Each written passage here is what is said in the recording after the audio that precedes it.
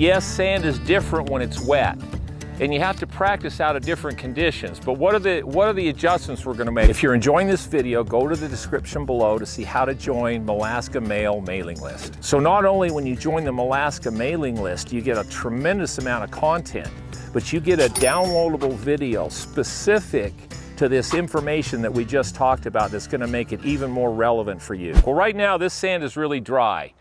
So I can set up, the club's gonna go through the sand really easily, so it doesn't take quite as much swing. The ball's gonna come out really easy. So there's really not much to do there. But now we've hit one where the sand was really dry. So now we're gonna take this water and we're gonna dump the water on the sand. We're gonna get it really wet. We're gonna take the rake and we're gonna rake this sand out. So it looks like pretty much the same lie.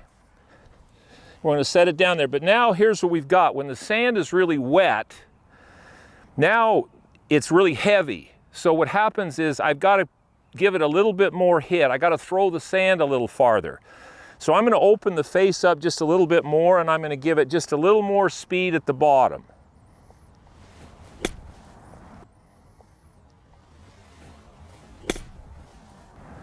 So a lot more speed, but I got about the same shot. Now, those two shots ended up almost the same distance from the hole, but the amount of speed I put at the bottom was different.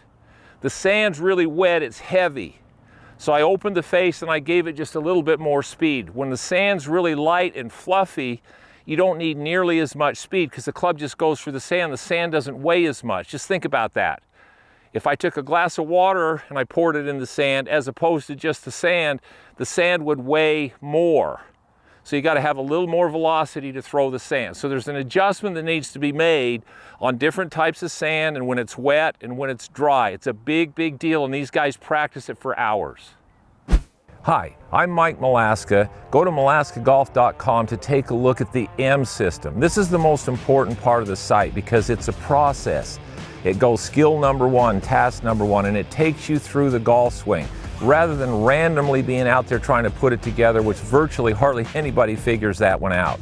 So make sure you go to malaskagolf.com, sign up so you can see how to really build your game the right way so you don't ever lose it again.